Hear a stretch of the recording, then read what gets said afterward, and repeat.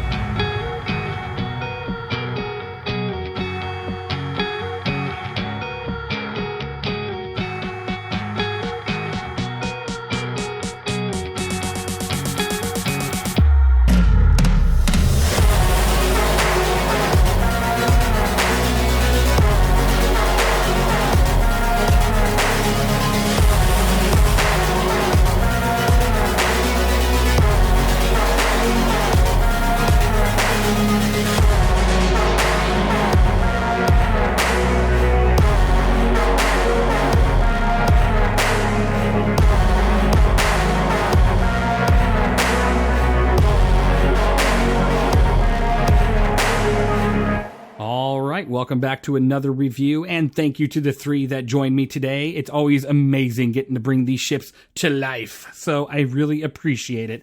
My supporters and everybody is just truly amazing, so I appreciate everything you guys do for me. Thank you so much. This ship here is $275 if you were to buy at Warbond, or $300 store credit, and I'll be telling you right now, that's quite a surprising price tag given the limited capabilities of this ship. So the number one thing you have to understand is when you buy this ship, you are buying alien. You are looking at it from a standpoint of it being an alien design, whether it's replica or not. It is where the price tag stands. It is an alien ship, and that is why it's such a high price tag.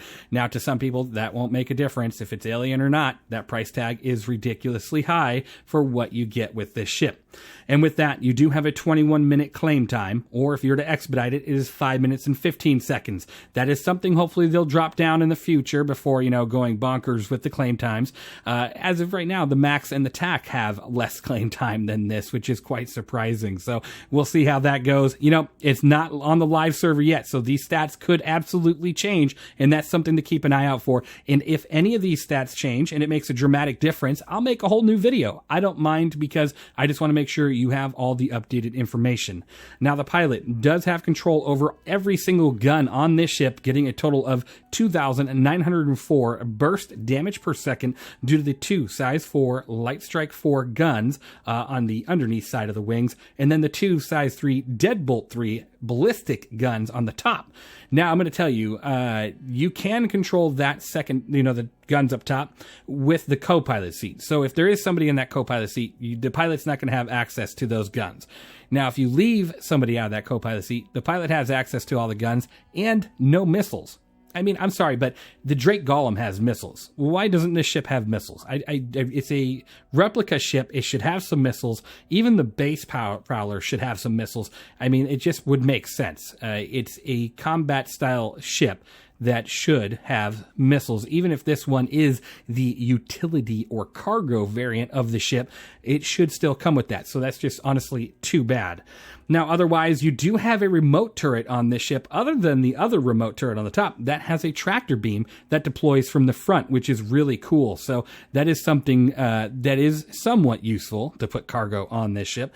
You know, this ship would be great for your stealth salvage runs, like you're out there, not, you know, salvaging as in you're scraping a ship, but you're out there, you're grabbing a couple boxes off a destroyed ship, and then you're running, because this ship is rather stealthy, not the most stealthy, but it is rather stealthy, which is kind of nice. Now, you do have 4 size 2 shield generators that are stealth shield generators, giving a total of 11,560 bubble shield.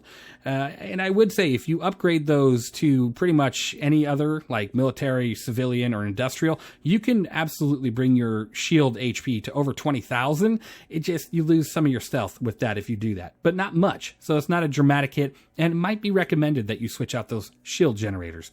Now, the ship does have 69,300 ship HP. Again, it's a little bit lower than the base Prowler. So, a lot of these stats here are lower than your base Prowler, because the base Prowler has bigger guns, it has more HP, and generally the stats are a little bit better on the base Prowler, even though it's more expensive and it's a drop ship, meant to drop off troops. Its stats are much better, surprisingly, which is something you'd have to take into account if you're looking at this or the regular Prowler.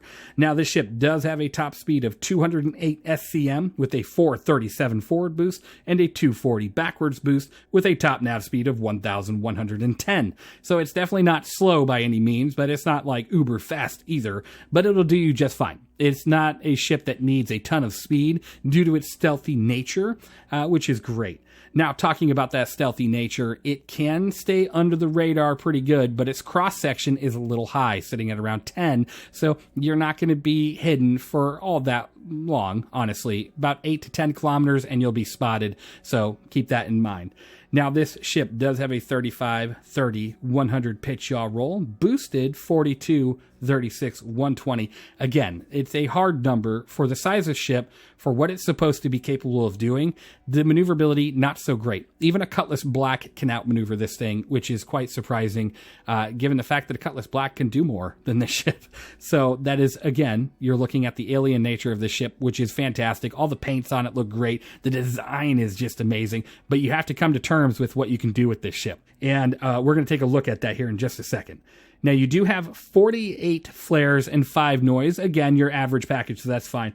And then your fuel looks like 43 SCU of hydrogen fuel and 2.25 SCU of quantum fuel.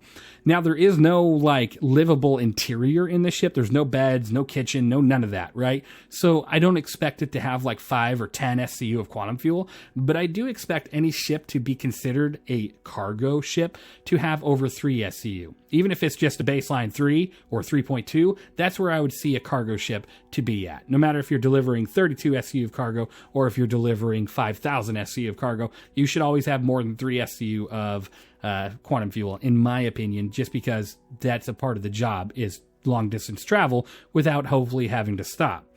Now, outside of that, this ship has an interior, but nothing you can really live in until we get the ability to deploy a cot or something. But let's go ahead and look at that interior. First off, this ship does have 2 entry points, one being here at this ramp, and then another one being at the side over here where you would typically get in on the base Prowler with this ladder. Very interesting looking ladder. Gotta love the design. And then you have your new cargo bays here that do deploy down. Watch, I'll show you this here really quick. It's actually pretty neat the way these deploy. Here's the button. The button's kind of hide, but if you were to close this like this, it actually closes and opens really cool. It makes me think of like an angry shrimp when you're looking at it from the front.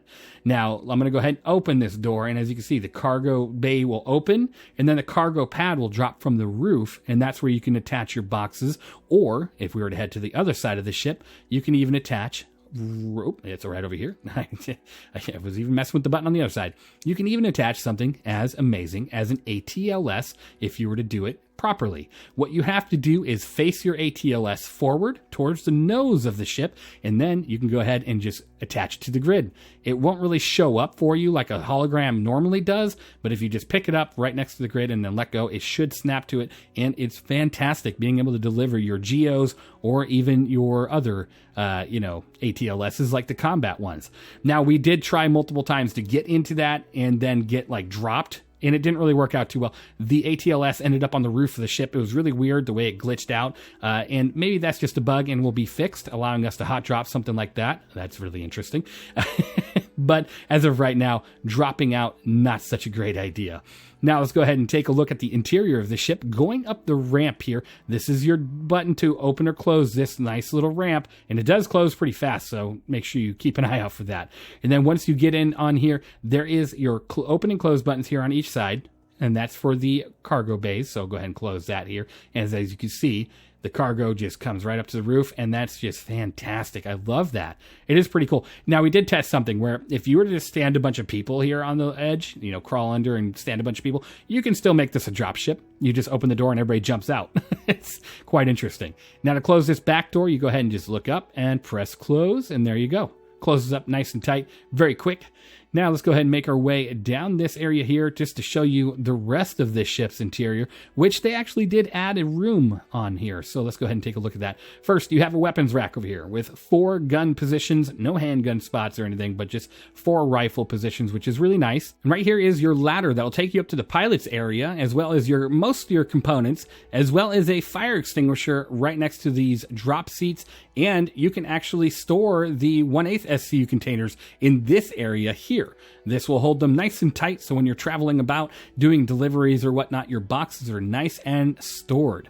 Now, this is your co-pilot seat, allowing you to get in there and operate that turret on top of the ship, as well as just being able to assist the pilot with any sort of, you know, shields, engines, anything you need to assist them with. That's where they're going to go ahead and do that. Now, you have 3 total jump seats, 2 on the right here and 1 on the left.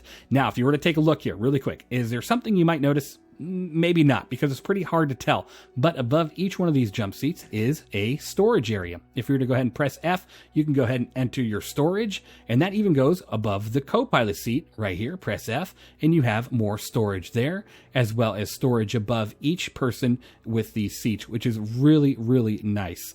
Now, let's go ahead and make our way up to the pilot seat here really quick. Yeah, very neat design. I love the ESPERIA design. It looks very bird, very awesome. It's just super cool. Now, of course, over here, you have all your components on this side wall here, and then a brand new door has made its way to the Prowler. When you enter here, you have even more components all over the place, including a relay center and an engineering terminal, which is pretty nice. It looks pretty cool. So we'll go ahead and close that on up and close these doors here. And even above the pilot seat, you do also have a storage container. So that is pretty nice. Let's go ahead and hop into the pilot seat really quick. I'll give you a view of what it looks like to fly the ESPERIA Prowler or ESPERIA Prowler Utility. So once you get in, it is a digital display just because of the fact that it does not have any windows. So you turn on your power systems and it comes to life. And then you go ahead and turn on your engines and you are here and ready to go. Now, from the pilot seat, if you were to go ahead and look down and to your right, you can control the tractor beam as well as that top remote turret. So let me turn on my head tracking here. And then as you can see, it says tractor beam and remote turret. So you can go ahead and pop out that tractor beam, which when you open it, it brings it on down and gives you a nice view of the cargo areas. So if I were to open up the doors just like this, as you can see, the pads will drop down into a visible position, as you can tell with that ATLS there. And then you can go ahead and grab a box, and bring it on up to the pad, which looks pretty cool. I do love that. Now, let's go ahead and hop out of that, and let's just take a look around here really quick. It looks pretty nice. The view is definitely not terrible for a digital display, and they did fix the digital displays going wonky when you jump in cruise control, at least with 4.2. Maybe not 4.1.1. I'd have to look into that. But with 4.2, they did, so fantastic. I love that that's working now. So let's go ahead and talk about my score for this ship. Honestly, I'd have to say this ship is pretty decent in certain areas. You know, 32 SCU of cargo, not that great, but that is what you're able to carry on those pads. 32 SCU of cargo, the ATLS platform, as well as whatever else they, want you to be able to attach there, which is pretty cool.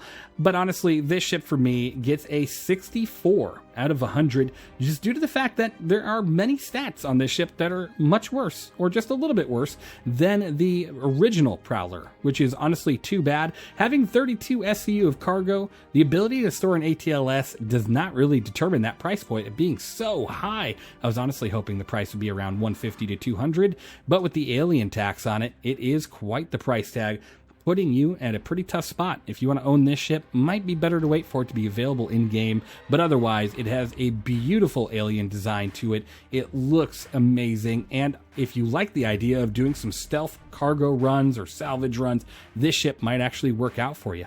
It actually might be a ton of fun. But for me, a 64 out of 100. Let me know what you think of the Prowler Utility down in the comments below. Thank you for watching. Thank you for being here. Thank you for being members on YouTube, being members on my Patreon. You guys are all truly amazing, and I appreciate every single one of you's support. It really does mean the world to me, and it allows me to be able to, do this more. I'm trying to do this more, and it's just fantastic. I love it. I'm having such a great time. So thank you for being here. Thank you for being awesome, and I'll see you all in the next one.